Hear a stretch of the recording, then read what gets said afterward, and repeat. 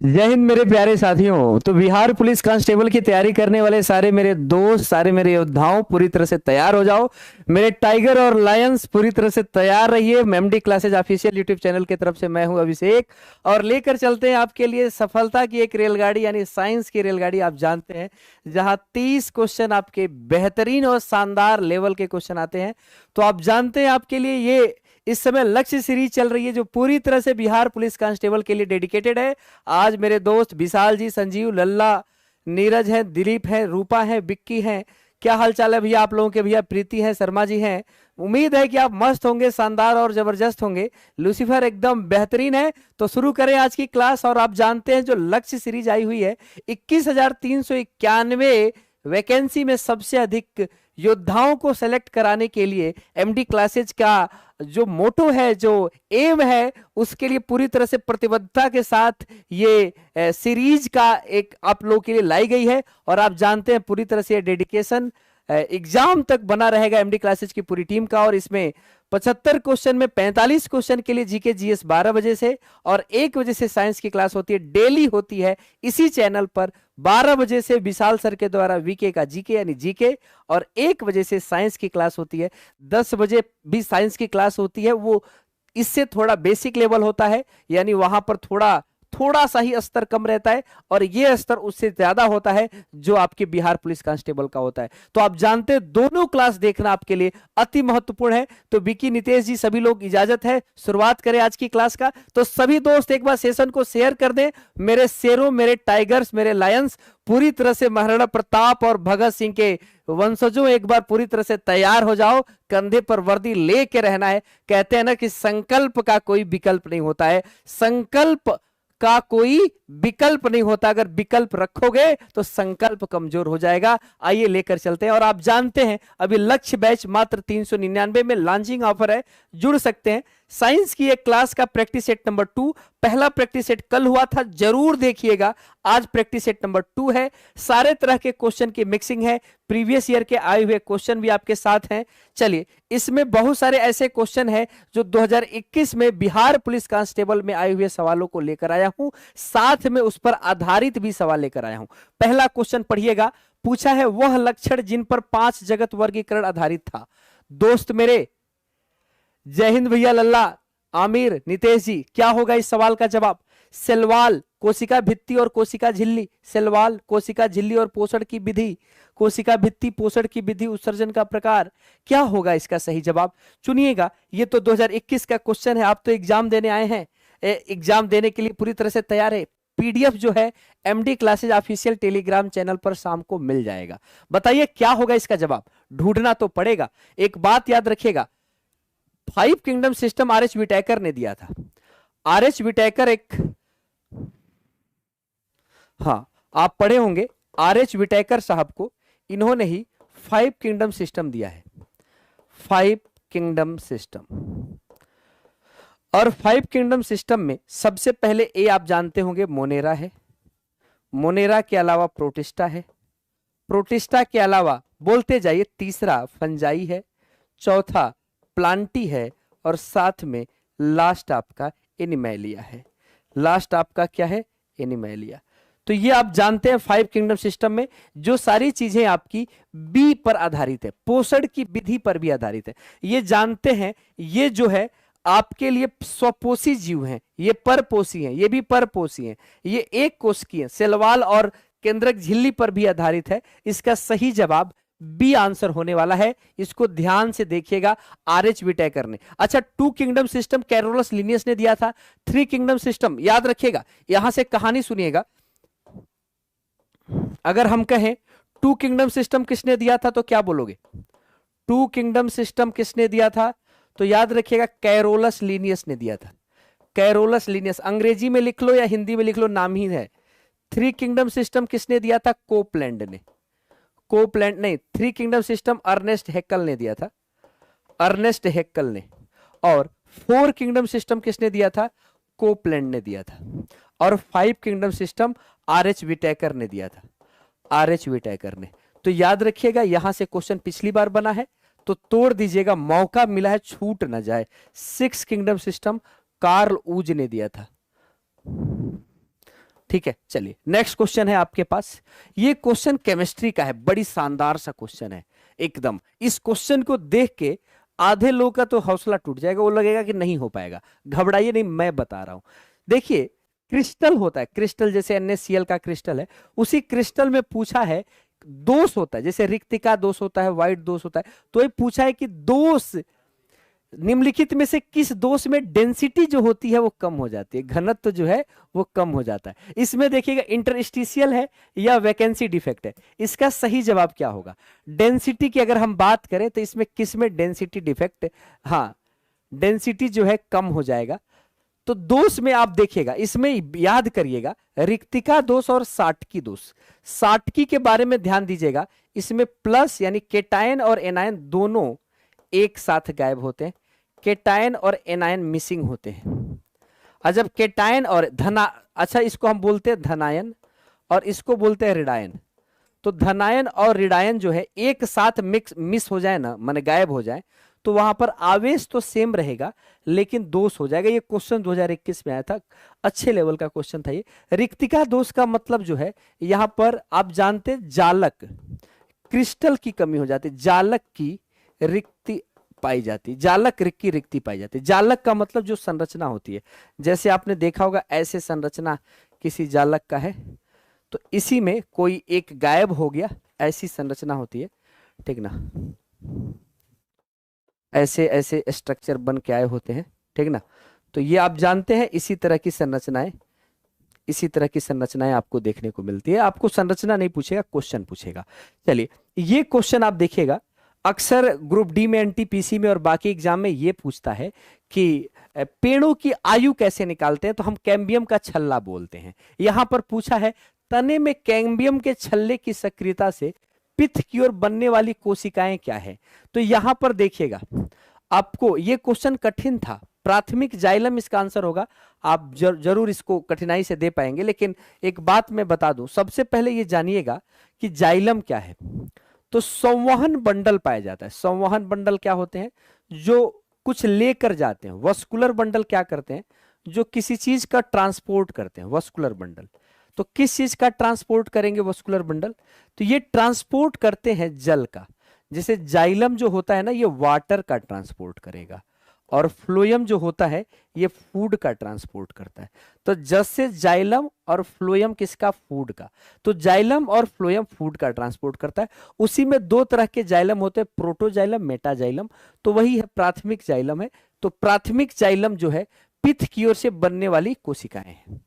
अच्छा, ये जो क्वेश्चन है ना, ये क्वेश्चन जो है एक तरह से देखा जाए तो ऐसा क्वेश्चन पूछा है कि प्रोटीन के निर्माण के समय स्टार्ट कोडान कौन है? प्रोटीन का निर्माण कौन शुरू करता है? प्रोटीन का निर्माण कौन शुरू करता है? प्रारंभन कोडान कौन है? प्रारंभन कोडान बायोलॉजी का क्वेश्चन है, क्वेश्चन का लेवल अप है, 2021 का आया हुआ क्वेश्चन है मेरे भाई, छोड़ना मत, देखो और बाकी हमारे ऊपर छोड़ दो। सिलेक्शन दिलाने की चिंता आप अपने ऊपर न लो, मेरे ऊपर छोड़ो, बाकी देखो। स्टार्ट कोडान, आज AU, आग याद रखिएगा। स्टार्ट कोडान कौन है? AUG। स्टार्ट कोडान कौन है भैया? AUG। अगर ये है, ये स्टार्ट कोडान है। लेकिन अगर हम पूछें आपसे स्टॉप कोडान कौन सा है, कौन प्रोटीन के निर्माण को बंद कर देगा? समापन कोडान कौन है? तो याद रखिएगा, समापन कोडान 3 होते हैं, 3 कोडान है, उआ, उगा, उग। सभी लोग कमेंट करें, समापन कोडान को कितने होते हैं? 3। बस यही 2 याद करना है। प्रारंभन कोडान आज, प्रारंभन कोडान क्या है? AUG।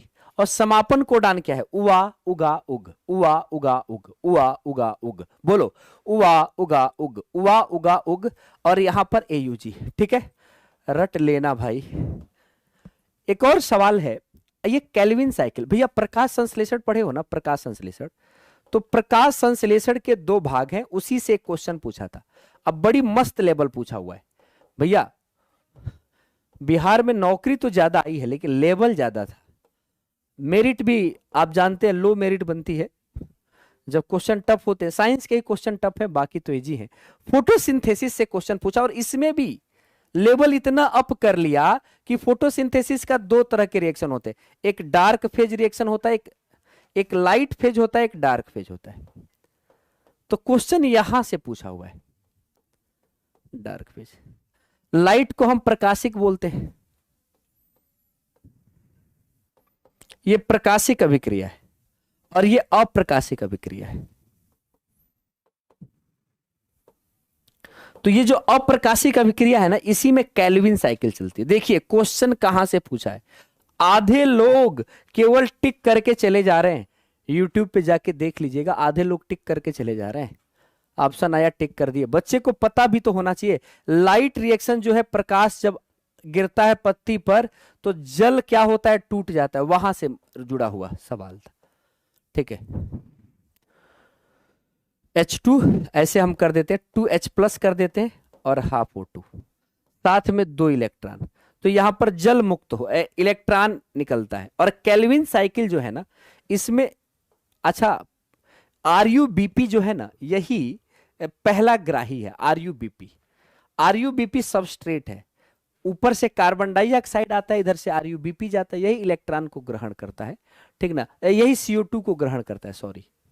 और पूछा जाए केल्विन साइकिल की खोज किसने की थी, तो केल्विन बॉसम ने की थी। और C3 साइकिल की खोज, हाँ वही केल्विन ने की थी। और C4 साइकिल की खोज हट सालाचोर, ऐसे याद रखिएगा, हैच एंड स्लैक ने की थी, हैच एंड स्लैक ने की थी, ध्यान दीजिएगा। ठीक है, तो मामला है, कठिन सवाल है, लेकिन आपको तोड़ना है। थोड़ा इजी क्वेश्चन भी कुछ करा देते, फिर हम लोग 2021 में आए हुए सवाल ज्यादा कठिन थे, डरिएगा नहीं, मैं जब तक हूं तब तक सारे क्वेश्चन आपको आसान लगेंगे, घबराने की बात नहीं है। ये देखिए, एक क्वेश्चन में आपको आसानी से हाँ देखिएगा, देखिए पूछा है, निम्नलिखित में से किस विटामिन की कमी से घावों से अधिक रक्तस्राव होता है। सवाल वही है, सवाल वही है लेकिन इस सवाल को कैसे करेंगे। पूछा है किस विटामिन की कमी से, अब विटामिन की कमी से पूछा है, और विटामिन का खोज किसने किया था, विटामिन की खोज किसने की थी बताइए, ये भी विटामिन की खोज किसने की थी, और विटामिन का नाम किसने रखा, विटामिन का नाम किसने रखा, और विटामिन की खोज किसने की, ये दोनों याद रखिएगा। बिल्कुल, बहुत बढ़िया, बहुत बढ़िया। यहां पे एक सवाल आया था, एक बच्चे ने कहा कि सर विटामिन के होगा, बहुत सही, जबरदस्त जवाब है। अच्छा, विटामिन ई को हम ब्यूटी विटामिन कहते हैं, पता है ना आपको, पूछता है कि ब्यूटी विटामिन कौन है, तो क्या बोलते हैं, विटामिन ई। अच्छा, विटामिन ए स्टोर कहां होता है, किस अंग में विटामिन ए स्टोर होता है, तो लीवर में स्टोर होता है, ये तो पता ही है। विटामिन डी को हार्मोन कहते हैं, सूर्य की रोशनी में बनता है, तो यहां पर तो विटामिन ए होगा। और एक क्वेश्चन पूछे हैं, इसका जवाब कौन देगा, विटामिन की खोज किसने की थी, विटामिन की खोज, क्या सभी लोग फंक ही जवाब देंगे, विटामिन की खोज किसने की थी भैया, जवाब दीजिए थोड़ा। विटामिन की खोज सोनी कुमारी, विटामिन की खोज सोनी कुमारी का एकदम सही जवाब है, सोनी कुमारी बिल्कुल। एन ल्यूनिन जवाब दी है कि एन ल्यूनिन ने इसकी खोज की थी और नाम रखा था फंक ने, ये ध्यान दीजिएगा। ठीक ना, यहां पर आप नहीं चल पाएगा, जो भी बोलेंगे यहां पर अंतर याद रखिएगा।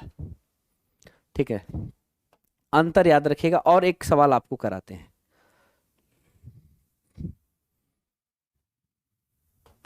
पूछा है यौगिकों के एक वर्ग की पहचान कीजिए जिसमें क्रियात्मक समूह में OH पाया जाता है। क्रियात्मक समूह में क्या पाया जाता है, OH। हाँ, अब इस सवाल को कर सकते हो भाई, आप जानते हो ना, एल्केन का फॉर्मूला हमने आपको पढ़ाया है क्या कभी, CnH2n+2, CnH2n+2। आप कहोगे गुरुजी ऐसा तरीका बताइए कि याद हो जाए, भैया बस CnH2n को याद कर लो, CnH2n को याद कर लो, और जब एल्केन बोलोगे तो उसमें 2 जोड़ दो, और एल्काइन बोलोगे तो 2 घटा दो। CnH2n+2 एल्केन है और CnH2n-2 एल्काइन है। अब क्रियात्मक समूह की बात आई ना मेरे भाई, तो सभी लोग, एल्कोहल का क्रियात्मक समूह क्या होता है, एल्कोहल का क्रियात्मक समूह OH होता है। सभी लोग बताएं, एल्कोहल का क्रियात्मक समूह OH। अच्छा, एल्डिहाइड का क्रियात्मक समूह क्या होगा? एल्डिहाइड का क्रियात्मक समूह CHO होता है। अच्छा, कार्बोक्सिलिक एसिड का क्रियात्मक समूह क्या होगा? कार्बोक्सिलिक एसिड का COOH। ठीक है, ये कार्बोक्सिलिक एसिड का। कीटोन का क्या होगा? कीटोन का होगा, ये नोट कर लेना घर बैठ के, COO। एक एक क्वेश्चन लड़ेगा, घबराना नहीं। जितने दिन एग्जाम है तब तक जो जितने प्रैक्टिस सेट करा रहे हैं सारे क्वेश्चन कोशिश रहेगी लड़ा दो, ठीक ना। दो चार कम भले हो सकते हैं लेकिन कोशिश तो होगी 25 प्लस की, ठीक है। COO ketone. एमीन पूछेगा तो क्या बोलेंगे? एमीन। एमीन पूछेगा तो NH2। ईथर पूछेगा तो क्या बोलेंगे? Ether ROR। एस्टर पूछेगा तो क्या बोलेंगे? RCOOR। ठीक है, कर लेना। Alcohol OH, aldehyde CHO, carboxylic acid COOH, ketone COO, amine NH2, ether ROR और एस्टर RCOOR। देखिए, एटॉमिक बैच में आज 2:30 बजे क्लास है, क्यों परेशान है राहुल जी? बिल्कुल आज ही क्लास है। पूछा है आवृत्ति के आधार पर, फ्रीक्वेंसी के आधार पर। देखिए यहां पर पूछा है डिक्रीजिंग ऑर्डर ऑफ फ्रीक्वेंसी के आधार पर ये विद्युत चुंबकीय तरंगों को सजाना है। और मैंने आपसे कहा था, गर्मी तो बहुत है, मैंने आपसे कहा था कि इस तरह के 1000 तरह के क्वेश्चन बनेंगे। एक ऐसा ट्रिक बताया हो, दिमाग में बैठा लेना। एक मैंने कहा था धातु का क्रियाशीलता का आर्डर रट जाओ, और एक इसका फार्मूला रट जाओ। बताओ भाई क्या होगा इसका जवाब? सीता बताएं क्या होगा। सुनील जी, ज्योति आप बताएं। सर मेरा नेट नहीं चल रहा है, किसी से व्यवहार बना के नेट उधार ले लो। हाँ बताइए क्या होगा। यहां पर ध्यान दीजिएगा, यहां पर एक ट्रिक है, यज्ञ बीमर। लोग बहुत बड़ा बड़ा ट्रिक रटाते हैं, हम डायरेक्ट नाम ही रटा दिए, यज्ञ बीमर। बोलिए क्या नाम होगा? यज्ञ बीमर। आर से कौन सी तरंग हो गई? रेडियो तरंग हो गई। एम से कौन सी हो गई? माइक्रो। माइक्रो का मतलब हो गया सूक्ष्म तरंग। आई से इंफ्रारेड। वी से विजिबल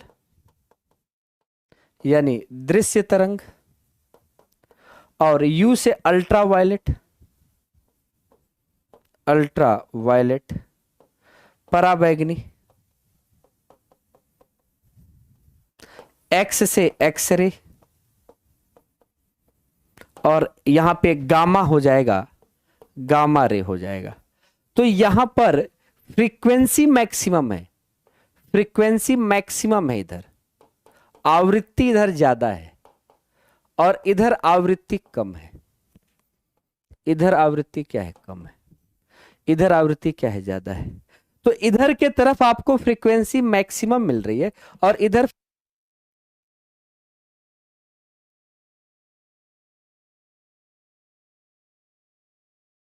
फ्रीक्वेंसी कम है। अब आपसे सवाल तो यही पूछा था, आवृत्तियों के घटते हुए क्रम बताओ। तो यज्ञ बीमर देखो ना, gamma X U V I M R, देखो तो यहां पर सबसे कम किसका? रेडियो का। रेडियो बीच में नहीं हो सकता, रेडियो बीच में नहीं हो सकता। और रेडियो के बाद माइक्रो होगा, सूक्ष्म तरंग होगा, और सूक्ष्म तरंग के बाद औरक्त होगा। यानी सही जवाब आपके लिए ए ऑप्शन है। बिल्कुल भैया सुमित जी, आपसे प्रॉमिस है सिलेक्शन बस बिल्कुल साइंस के ही बल पर होगा। जीके जी सबका एक बराबर है, बिल्कुल चिंता मत करो, भरोसा रखो, भरोसा रखिए, ठीक ना। चलिए सारी चीजों को ट्रिक के माध्यम से पढ़ा देंगे। देखो जो लोग नया नया शुरुआत किए होंगे उनके लिए दिक्कत है, ठीक ना। लेकिन अगर आप थोड़ा भरोसा रखें तो सारी चीजों को एक एक करके सिखा दे। एक क्वेश्चन है न्यूमेरिकल, बड़ी आसान सा है। हाँ ये पूछा है, हिंदी के 7 सवाल आते हैं, मात्र 7 सवाल आते हैं, ठीक ना। तो सीआरपीएफ वाली क्लास आप देख सकते हैं। पूछा है 18 वोल्ट की बैटरी से जलने वाला एक विद्युत बल्ब 3 एम्पियर की धारा लेता है, बल्ब का प्रतिरोध क्या होगा? बल्ब का प्रतिरोध क्या होगा बताएं। अब इस सवाल में कहा है प्रतिरोध, तो ओम का नियम V बराबर I इंटू आर। प्रतिरोध क्या होगा? यानी R बराबर V अपान I। विभव कितना है? 18 वोल्ट। और धारा कितना है 3, कितना आ जाएगा 6 ओम। तो यहां पर कितना आ गया, ये सब ओम लिखा हुआ है, ओम, 6 ओम, ऑप्शन नंबर सी। 60 नहीं है, वो ओम लिखा हुआ है ना, हाँ 60 नहीं है, वो ओम है। अच्छा, एक बायो रिएक्टर होता है, बायो रिएक्टर मतलब जानते हैं, फर्मेंटर इसको बोलते हैं, जिसमें वाइन का निर्माण होता है, जिसमें बियर का निर्माण होता है, वाइन हो गया, बियर हो गया, विस्की हो गया, इस तरह की चीजें किण्वित होती है बायो रिएक्टर में। तो बायो रिएक्टर में पूछा है सामान्यतः सर्वाधिक उपयोग में लिया जाने वाला बायो रिएक्टर क्या है। तो सर्वाधिक उपयोग में लिया जाने वाला जो बायो रिएक्टर है उसका नाम है स्टीरर टैंक बायो रिएक्टर। क्या नाम है, स्टीरर टैंक बायो रिएक्टर। ठीक है, याद रहेगा, stirrer tank bio reactor, option number B, stirrer tank bio reactor. ठीक है, चलिए एक क्वेश्चन और दिखाते हैं आप लोगों को।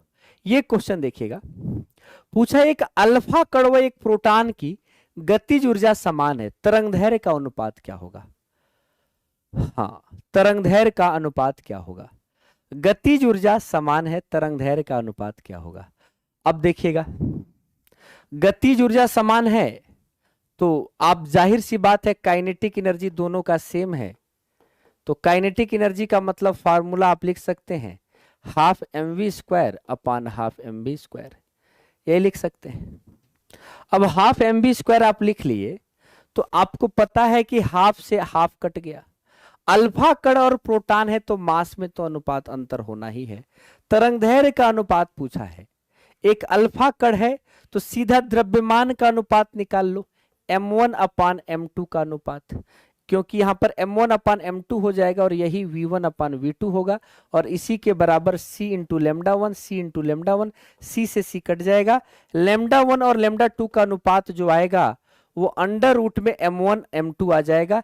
m1 अल्फा कण का जो मास होता है वो 4 होता है, और जो प्रोटॉन का मास होता है वो कितना होता है, तो एक का 4 हो गया और दूसरे का आपके पास 1 होता है, तो यहां पर आंसर आ गया 2/1, या λ2/λ1 कर लेंगे तो 1/2, यानी ऑप्शन नंबर बी होने वाला है।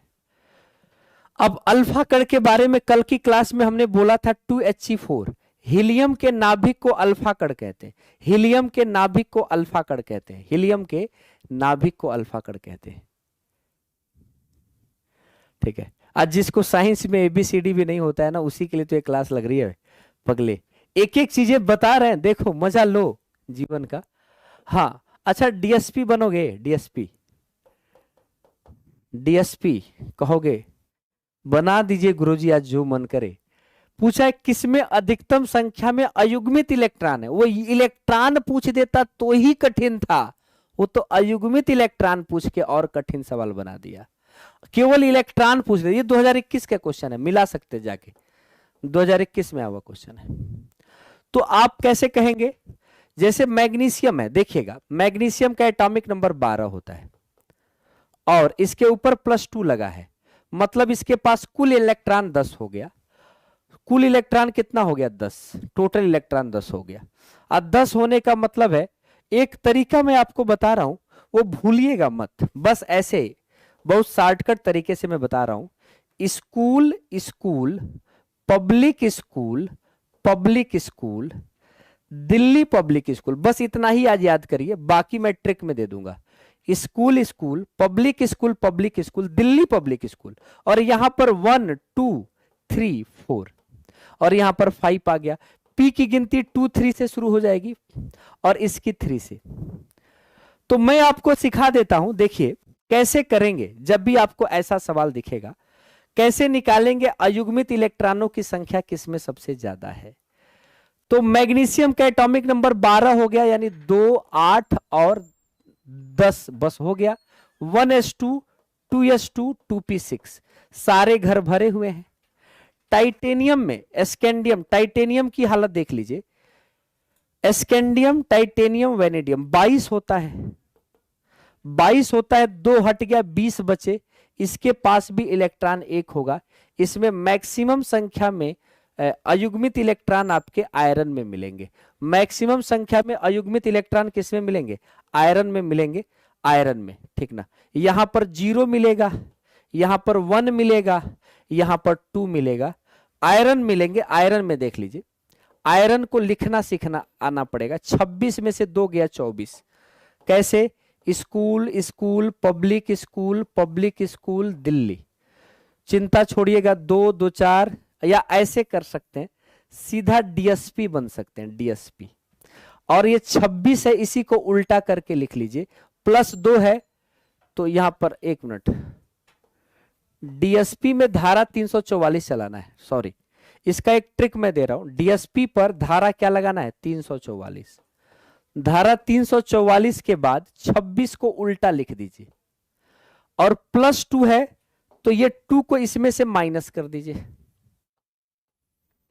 0 हो जाएगा। ठीक है, तो आपके पास सबसे अधिक संख्या में अयुग्मित इलेक्ट्रॉन यहां मिल जाएंगे, 1 2 3 4 5 और 6। 4 अयुग्मित अकेला इलेक्ट्रॉन मिलेगा। कठिन सवाल पूछा था 2021 में, 4 इलेक्ट्रॉन अयुग्मित मिलेगा। वैसे आयरन जब भी आए तो आयरन ही आंसर होता है। और ये जानते हैं कभी कभी ऐसा होता है, सिक्का, देखिए सिक्का तो जेब में है नहीं, ऐसा आपने देखा होगा कि अक्सर ऐसा होता है, सिक्का हो या धातु हो या कोई लकड़ी हो या पेन हो। हाँ, ये जैसे देख लीजिए, मान लीजिए कि ये आप देख पा रहे होंगे, ये कोई वस्तु है। अब इस वस्तु को हाथ से बहुत ज्यादा देर तक हम प्रेस कर देंगे तो चिपक जाएगा ना, क्लियर, पता है ना सभी को। बहुत ज्यादा देर तक हम ऐसे दबा दें, इसी को भौतिक अधिशोषण कहते हैं। किसी ठोस वस्तु के ऊपर किसी वस्तु का चिपक जाना भौतिक अधिशोषण है। ये भी चिपक नहीं रहा है क्योंकि इसमें हाँ भारी भी है और साथ में इसका स्ट्रक्चर थोड़ा अलग है, ठीक ना। इसका स्ट्रक्चर देखिए थोड़ा अलग है, ठीक ना, देखिए। हाँ, तो ये आप देखे होंगे सिक्का चिपक जाता है, वो सब वांडरवाल बल के द्वारा चिपक जाते हैं। आप सिक्के को चिपकाए होंगे, आप देखिए, आप जानते हो चाक को आपने नील में डाल दे तो चाक का ऊपरी वाला रंग जो है ना वो नीला हो जाता है। चाक के अंदर नीला रंग नहीं जाएगा, ऊपर जाएगा, वो वांडरवाल बल के द्वारा होगा। अच्छा, एक सवाल ये देखिए, ये कौन बताएगा? बड़ी इजी सवाल है, ये भी 2021 में आया था, इजी सवाल भी था। कोई बताए क्या होगा इसका सही जवाब? सोनी बताए। मस्त सवाल है, जबरदस्त सवाल है, लाइक वाइक कर दे जाओ। बिल्कुल, सब जनी मिल के देखो, बिहार में नौकरी आइल बा, अब मौका बहुत अच्छा बा, एकदम ले लेवे के बा। सूरज तुम्हारा क्या हाल चाल है? बिहार पुलिस भरना है ना?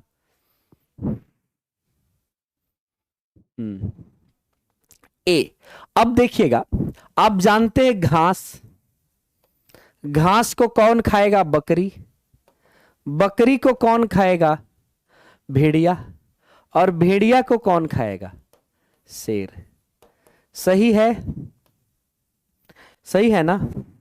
आप कहेंगे जी सर, इसको उत्पादक बोलते हैं और इसको उपभोक्ता बोलेंगे, और ये आपके लिए प्राइमरी उपभोक्ता है।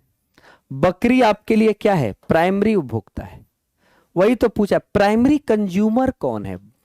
अगर वही पूछ लेता प्राइमरी प्रोड्यूसर कौन है, तो प्राइमरी प्रोड्यूसर सबको खाना कौन दे रहा है? घास।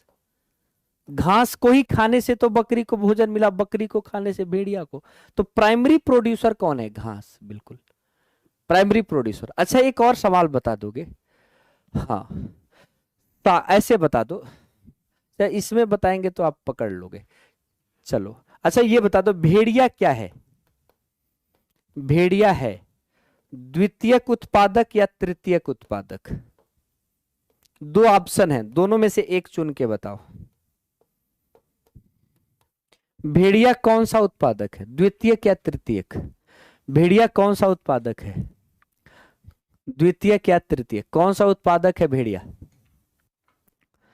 क्लियर? द्वितीयक की तृतीयक? क्लियर। देखो, प्राथमिक तो ये हो गया ना, प्राथमिक उत्पादक ये हो गया प्राइमरी। द्वितीयक उत्पादक में बकरी हो गया, और तृतीयक उत्पादक भेड़िया हो गया। पकड़ लेना क्वेश्चन को, लिंडमान ने दिया था 10% ऊर्जा का नियम, ठीक ना। अगर क्वेश्चन आ जाए तो परेशान ना होना। ये क्वेश्चन देखिएगा, हाँ इसका सही जवाब बताओ, एक गलत टाइप हो गया है। वायु के क्षैतिज संचलन से होने वाले ताप का स्थानांतरण कहलाता है। अब देखो वायु में ऐसे जहड़े ओढ़े में जानते हो इसमें तो गर्मी पड़ रहा है, गर्मी पड़ रहा है तो भी समझ सकते हैं सूरज का ताप आप तक कहां कैसे पहुंच रहा है। कोई लोहा तो लगा नहीं है, पानी तो लगा नहीं है, क्या लगा है? वायु है, वायु में संचरित हो रहा है और इसको हम विकिरण बोलते हैं। क्या बोलते हैं? विकिरण। अब जानते पहला होता है चालन, चालन को हम कंडक्शन बोलते हैं अंग्रेजी में, और ये ठोस में होता है। ये किस में होता है? ठोस में। दूसरा होता है संवहन,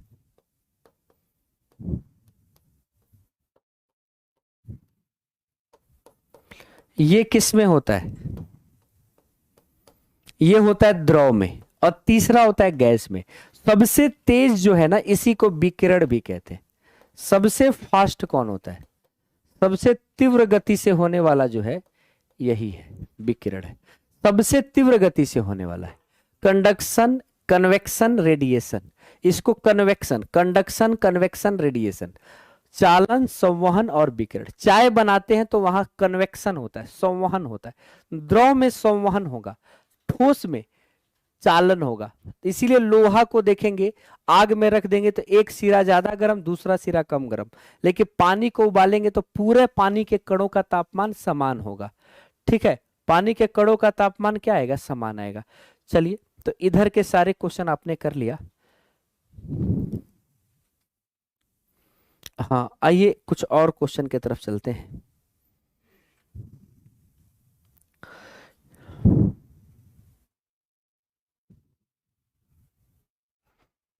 यहां पर एक क्वेश्चन आपके सामने दिया हुआ है। निम्नलिखित में से कौन सा अपरदन को सरल अकार्बनिक पदार्थों में निम्नीकृत कर सकता है? कौन ऐसा है? ठीक है ना। अपर्द, अब देखिए, which of the following can degrade sludge into simpler inorganic substance? शैवाल है, पादप प्लवक है, कविक कवक एंजाइम है, लाइकेन है। अब आप देखिए जब भी आपको इस तरह का सवाल आएगा तो आप देखिए परपोषी कौन है? परपोषी बी, प्रमोद, बहुत बढ़िया। देव कुमार जी का भी बी है। सीता कुमारी ए कह रहे। लाइकेन जो है ना, लाइकेन से दो क्वेश्चन बनते हैं। एक बनता है कि लाइकेन से बनता है, देखिएगा दो क्वेश्चन बनते हैं। एक बनता है वायु प्रदूषण का सूचक है, ये पूछा जाता है वायु प्रदूषण का क्या है? सूचक है। और वायु प्रदूषण में भी SO2 का। और दूसरा लाइकेन से सवाल ये बनता है कि जो लाइकेन है इससे आप जानते हैं पीएच पेपर बनता है। इसका सही जवाब कवक के एंजाइम जो है ना, ये आप जानते हैं परपोषी हैं, तो ये दूसरे से भोजन ग्रहण करते हैं, तो इसका सही जवाब बी ही होगा। ठीक है। अब एक नियम है। किस नियम में यह कहा गया था कि गैस का आयतन उसके परम तापमान के साथ बढ़ता है? उसका परम तापमान घटने पर उसका आयतन भी घटता है। बता दो गुरुदेव, आप ही लोग।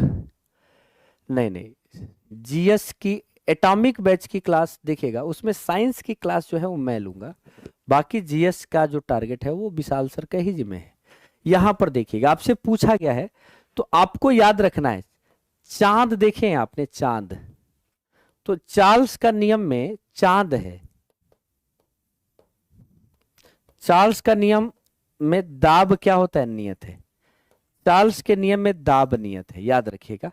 और जब दाब नियत है ना मेरे भाई, तो हाँ, दाब नियत है तो आयतन किसके समानुपाती होगा? तापमान के। आयतन किसके समानुपाती होगा? तापमान के। क्लियर याद है?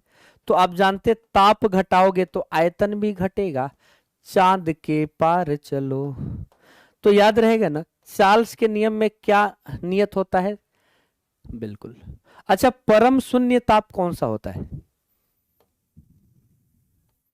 मैं दो ऑप्शन देता हूं, बता दो। परम शून्य ताप, एब्सोल्यूट टेम्परेचर कौन है? अब देखें कौन वीर बहादुर इस सवाल का जवाब दे पा रहा है।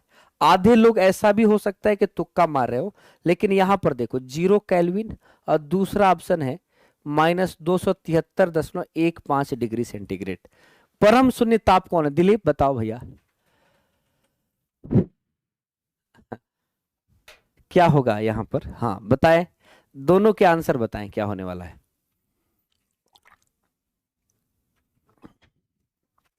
पूछा जाता है कि परम शून्यताप किसे कहते हैं? परम शून्यताप, ये सेंटीग्रेड वाला है कि केल्विन वाला है? बहुत सारे लोग बी जवाब दे रहे हैं। ज्योति कह रहे हैं नहीं ए होगा। राहुल कह रहे हैं हाँ केल्विन। एक बार सोच लीजिए आप लोग। अब मैं कभी चाहता ही नहीं हूं कि आप जो हैं आप गलत हो। आप बिल्कुल सही हैं, बिल्कुल सही हैं। आप कहेंगे कौन वाले सही हैं सर, ए वाले सही हैं कि बी वाले सही हैं? ए मेरे भाई, बोथ है, दोनों सही है। तो मैं चाहूंगा कि नहीं आप गलत हो, आप बिल्कुल सही हैं। हाँ अच्छा, एक सवाल और पूछ लूं, एक सवाल और पूछ लूं, एक सवाल और मैं पूछ लेता हूं। एनीमिया रोग होता है,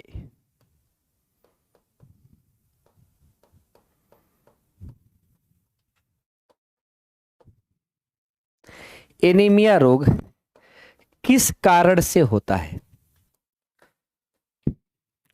ऑप्शन दे रहा हूं, बताइएगा। एनीमिया रोग किस कारण से होता है? ए ऑप्शन है ब्लड, दूसरा है आरबीसी, तीसरा है हीमोग्लोबिन, चौथा ऑप्शन है एनीमिया रोग किस कारण से होता है, चौथा रोग है आयरन, पांचवा है विटामिन, विटामिन B12। कोई एनीमिया है, कौन सा कोई एनीमिया किसके कारण होगा? एक आंसर बताओ। लैक ऑफ आयरन, सोनी कह रही है। अच्छा Fe के कारण, दोनों होगा सर।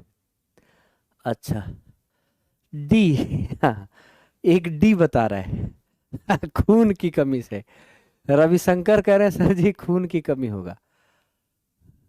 अरे वाह, देखो, अगर सवाल में पूछे ना कि एनीमिया रोग किस किस उत्तक के कारण होगा, टिश्यू के कारण होगा, तो ब्लड लगा देना। लेकिन अगर पूछ ले किस सेल के कारण होगा, किस कोशिका के कारण होगा, तो आरबीसी लगाना। किस प्रोटीन के कारण होता है तो हीमोग्लोबिन लगाना।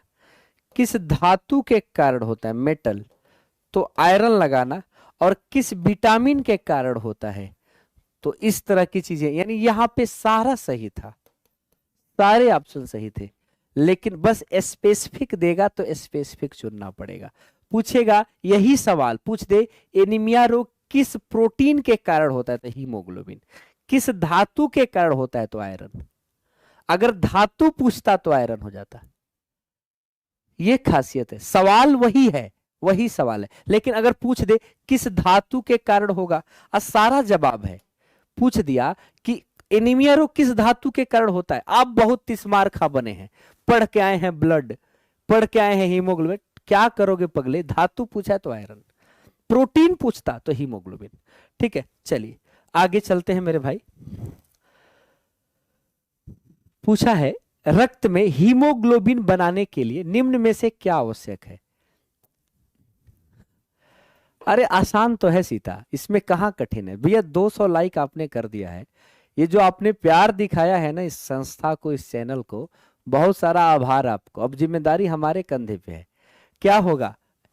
अच्छा, आरबीसी की बात अगर हम करें, आरबीसी की बात, तो आरबीसी में हीमोग्लोबिन पाया जाता है, हीमोग्लोबिन। और इसी हीमोग्लोबिन में आयरन पाया जाता है, पाया जाता है ना आयरन। और आयरन के साथ ग्लोबिन प्रोटीन पाया जाता है। अब आइए आरबीसी के बारे में। आरबीसी का जीवन काल कितने दिन का है? आरबीसी का जीवन काल 120 दिन का है। आरबीसी का जीवन काल कितने दिन का है? 120 दिन का है आरबीसी का जीवन काल। और आरबीसी का निर्माण होता है अस्थि मज्जा में। और मैं पूछ दूं कि भैया आरबीसी के कब, हाँ, कब्रगाह कौन है तो क्या बताओगे? मैं सेप स्प्लीन को बोलते हैं। सेप पूछ दूं तो क्या बताओगे? द्विअवतल सेप, द्विअवतल सेप। ठीक है आयरन होगा बिल्कुल। अच्छा कैल्शियम, अब कैल्शियम के बाद एक सवाल पूछा जाता है ब्लड क्लॉटिंग का। बच्चा बड़ी परेशान रहता है कि सर सवाल पूछ दिया जाता है कि रक्त का थक्का कब जमता है। रक्त का थक्का, सर क्या लगाएं, रक्त का थक्का किसके कारण होता है? एक ऑप्शन मैं दे रहा हूं, चलो, विटामिन के। दूसरा ऑप्शन दे रहा हूं प्लेटलेट्स। बताओ क्या होगा?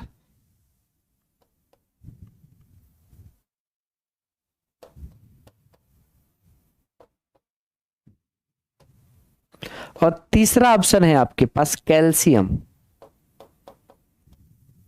चौथा ऑप्शन है फाइब्रिनोजन या प्रोथ्राम्बिन, या प्रोथ्राम्बिन बिल्कुल। किसके कारण ब्लड क्लॉटिंग होगा? आए हाय, विटामिन के, एकदम लड़ गए सब, अरे तगड़ा, वाह, जबरदस्त। ए पागल, विटामिन के कारण तो होता ही है। प्लेटलेट्स नहीं होगा क्या? प्लेटलेट्स भी होगा। कैल्शियम होगा बिल्कुल। मेटल पूछे कि किस धातु के कारण होता है, पूछ दे किस सेल के कारण होता है तो प्लेटलेट्स। पूछ दे किस प्रोटीन के कारण होता है। एक ज्ञान ना रखिए, अधूरा ज्ञान ना रखिए, पूरा रखिए। 13 फैक्टर। ब्लड क्लॉटिंग 8 मिनट में होता है और 13 फैक्टर जिम्मेदार है। 13 फैक्टर जिम्मेदार है। क्रिसमस फैक्टर, स्टुअर्ट फैक्टर, बहुत सारे, हाँ 13 फैक्टर जिम्मेदार, ये 4-5 नहीं है भाई। ठीक, चलिए आगे चलते हैं मेरे दोस्त। पूछा है एक समान त्वरण के बारे में निम्नलिखित में से कौन सा कथन सही है? स्थिर चाल से गतिमान वस्तु एक समान त्वरण का उदाहरण है। स्प्रिंग की गति एक समान त्वरण का उदाहरण है। मुक्त रूप से गिरने वाली वस्तु एक समान त्वरण का उदाहरण है। और घर्षण रहित सतह पर गतिमान वस्तु एक समान त्वरण प्राप्त कर सकती है। कौन सा सही होगा? ध्यान से पढ़िएगा। त्वरण का परिभाषा होता है वेग परिवर्तन बटा समय, अंतिम वेग माइनस प्रारंभिक वेग बटा समय, यही होता है। अब देखो इस सवाल को, देखो स्थिर चाल है और जब चाल स्थिर हो जाता है तो त्वरण हो जाता है 0। स्थिर चाल पर त्वरण शून्य होता है, पहला ऑप्शन नहीं होगा। कभी भी कह दे स्थिर चाल है तो त्वरण शून्य। स्प्रिंग की गति एक समान है ही नहीं, असमान है, ये भी नहीं होगा। अब 2 बचा। मुक्त रूप से गिरने वाली एक वस्तु कोई होगी ना, मुक्त रूप से जो गिर रही है उसका त्वरण 0 होता है, तो इसका आंसर डी बनेगा। ठीक, हाँ। आप जानते हैं फ्री फॉल, अगर कोई वस्तु फ्री फॉल में हो तो उसका गुरुत्वीय त्वरण क्या होगा? 0 होगा। ठीक है, तो इस तरह के सवाल आएंगे, मजेदार आएंगे, आप कर लीजिएगा, ठीक ना।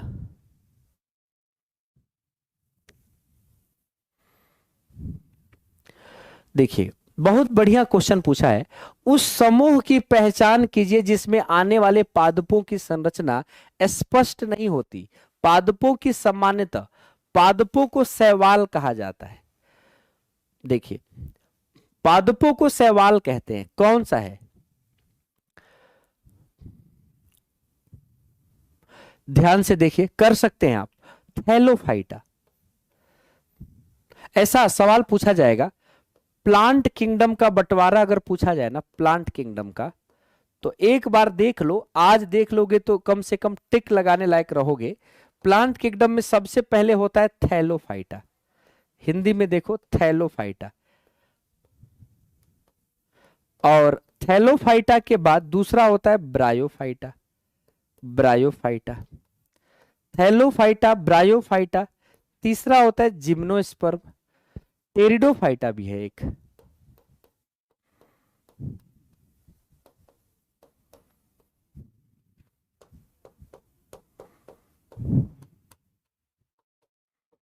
जिम्नोस्पर्म। और पांचवा क्या है? एंजियोस्पर्म। तो सही जवाब क्या बनेगा इसका? इसको कहते हैं पादप जगत का उभयचर। ये भी क्वेश्चन बन सकता है। पादप जगत का उभयचर। तो इसका सही जवाब थैलोफाइटा, ये शैवाल के है। शैवाल कहां पाए जाते हैं? थैलोफाइटा में। बस ठीक है। अब ये क्वेश्चन आप कमेंट सेक्शन में बताइएगा कि इसका सही जवाब क्या है HW के तौर पे, ठीक ना। कौन है? MOP एंगर है कि कौन है? हाँ हाँ,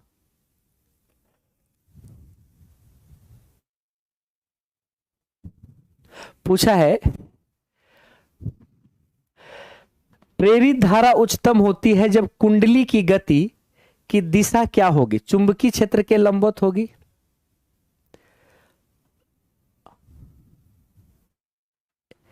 विद्युत स्रोत के लंबवत होगी, विद्युत तो होगा नहीं, चुंबकीय क्षेत्र के लंबवत होगी, बिल्कुल ए ऑप्शन सही है। कैसे होगा तैयारी? एकदम घबराइए नहीं, पहले दिन में हिम्मत कैसे हारेंगे, हम है ना। चुंबकीय क्षेत्र कोई बहुत बड़ी चीज थोड़े है पागल। चुंबकीय क्षेत्र को ऐसे समझ लो, चुंबकीय क्षेत्र को बी से दर्शाते हैं। पहली बात, चुंबकीय क्षेत्र, एक चुंबक रखे है ना, चुंबक इधर नॉर्थ रख दिए, इधर साउथ रख दिए, तो चुंबकीय क्षेत्र नॉर्थ से निकल के साउथ में प्रवेश करता है, बस हो गया। चुंबकीय क्षेत्र नॉर्थ से निकलता है, साउथ में प्रवेश करता है, सीधी सी बात। एक समान चुंबकीय क्षेत्र ये है, ये एक समान चुंबकीय क्षेत्र है, बस हो गया। एक समान चुंबकीय क्षेत्र, धारावाही तार के कारण चारों ओर चुंबकीय क्षेत्र उत्पन्न होता है, बस। चुंबकीय क्षेत्र का फॉर्मूला क्या है? चुंबकीय क्षेत्र का मान फॉर्मूला करें, मात्रक होता है टेस्ला, मात्रक होता है न्यूटन प्रति एम्पियर इंटू मीटर, मात्रक होता है हाँ गास पर मीटर, हाँ गास होता है, एक और मात्रक होता है वेबर पर मीटर स्क्वायर। ये सब चुंबकीय क्षेत्र के फार्मूले हैं, ठीक है। हाँ चलिए, ये भी क्वेश्चन आप बताइएगा, ठीक ना। चलिए मैं ही बता देता हूं, फ्लेम सेल, प्लेटी हेलमेंथीज की कोशिका पूछी ना, उत्सर्जी कोशिका क्या है? तो फ्लेम सेल। प्लेटी हेलमेंथेज की उत्सर्जी कोशिका क्या है? फ्लेम सेल, बिल्कुल एकदम बढ़िया से याद रखिएगा, ये बहुत फेमस क्वेश्चन है। हाइड्रोजन आवर सारणी किन दो समूहों के गुणों से मेल खाता है? आप जानते हैं हाइड्रोजन तो आवारा तत्व है, आवारा हूं जो भी हूं, आसमान का तारा हूं, आवारा हूं, सुना है गाना आप लोगों ने? नहीं सुना है? आवारा हूं। और ये गाना, मुझे रास्ते का पत्थर किस्मत ने मुझे बना दिया, जो भी रास्ते से गुजरा एक ठोकर लगा दिया। एक बच्चा एक दिन ऐसे ही मैसेज किया था, सर मेरा किस्मत तो रास्ते का पत्थर बन गया है, एकदम ठोकर ही लग रहा है चारों तरफ से, है कि नहीं। अब हाइड्रोजन पहला फर्स्ट ग्रुप से और दूसरी तरफ 17वें ग्रुप से, फर्स्ट और 17वें ग्रुप से, डी ऑप्शन होगा। और आप जानते हैं 18वें ग्रुप को हम नोबेल समूह कहते हैं, जीरो नोबेल समूह कहते हैं। 17वें को हम हैलोजन समूह कहते हैं, 16वें को चैल्कोजन समूह कहते हैं, 15वें को निकोजन समूह कहते हैं। आपको गुरुजी हैलोजने बस पढ़े थे, अरे पढ़ो यार, एक बार देखो एग्जाम आएगा तो टिक कर दोगे, रट थोड़ा बहुत एकदम टिक कर दोगे, घबराओ नहीं। जो साइंस पढ़ा वही लीड करेगा, ये तो क्लियर है। ये कर लेना क्वेश्चन, ठीक ना, करके कमेंट सेक्शन में हमें भी बता देना। समय आपका हो गया है लगभग ना, पूछा है ये तो मिला सकते हो ना, कठिन सवाल है, थोड़ा सा आप सोच के करोगे तो कर लोगे, सारे कठिन सवाल एक साथ कराना भी उचित नहीं है। प्रोटीन, कार्बोहाइड्रेट, वसा और खनिज पदार्थ चुन सकते हो, ध्यान से चुनो। प्रोटीन क्या होगा? वसा कौन है ये बताओ। कार्बोहाइड्रेट शर्करा है क्या? वसा कोलेस्ट्रॉल होता है। और खनिज पदार्थ कौन है? अब प्रोटीन कौन है? तो सही जवाब ए का चौथा, बी का तीसरा, सही है क्या?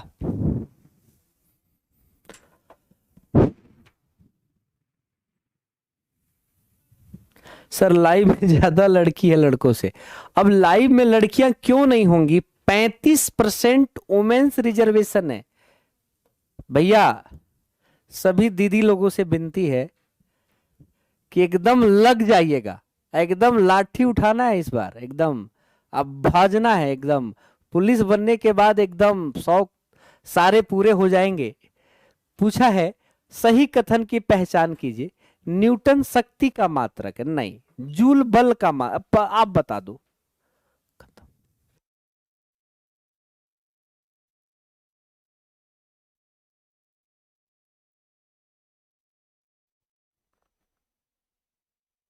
क्या हो न्यूटन बल का मात्रक है, ये वाला सही है। तो बल के कितने मात्रक है? बल का एक मात्रक है न्यूटन, जो बल का मात्रक है। दूसरा बल का मात्रक है डाइन। डाइन जानते हो आप लोग? डाइन डाइन दिन में निकलती है कि रात में? डाइन को जानते हो ना? डाइन चुड़ैल ये सब रात में निकलती है कि दिन में? सीजियस मात्रक है। हाँ सीजियस मात्रक है। और लड़कों से कह रहे कि अब जिम्मेदारी आपके ऊपर है। 65% में से अपना 65% रिजर्वेशन नहीं है, उसमें से अपना वजूद तलाशना है। बड़े मुश्किल हालात से गुजरे होंगे आप। कोविड आया, कोविड के बाद अपने आप को प्रूफ करना है। बहुत सारे लोग कहेंगे तुमसे नहीं होगा, तो कहते भी है ना, आगाज ने अंजाम से हंसकर कहा। ए भाई, आगाज मतलब शुरुआत, अंजाम मतलब अंत। आगाज ने अंजाम से हंसकर कहा, ए दोस्त, मालिक के घर देर है अंधेर नहीं है। ले लेंगे सिलेक्शन भाई। और ये आखिरी क्वेश्चन, ये भी कमेंट सेक्शन में जवाब दे दीजिएगा, ठीक ना? कुछ क्वेश्चन कमेंट सेक्शन में जब जवाब दीजिएगा, एक ही मैसेज लिखिएगा और उस मैसेज में क्वेश्चन नंबर 40, 38, 36, 35 जिसके सारे क्वेश्चन सही रहे नीचे, हाँ बिल्कुल, जिसके सारे क्वेश्चन सही रहे नीचे, अगर आप कुछ एक, अगर आपके सारे क्वेश्चन सही है तो एक मैसेज पिन हो जाएगा। आप मेल आईडी दे दीजिएगा, आपके नाम पर एक कोर्स पूरी तरह से पूरा फ्री में दे दिया जाएगा, ठीक ना? बिल्कुल, इसका आंसर दीजिएगा बढ़िया से। हो सकता है किस्मत आपकी पूरी तरह से क्या हो जाए, हाँ छा जाए, ठीक है। 2 क्वेश्चन और है, ये भी आप कर दीजिएगा। एक और क्लास लगी है तो फिर इसके बाद से मैं फिर आपसे मुखातिब होऊंगा।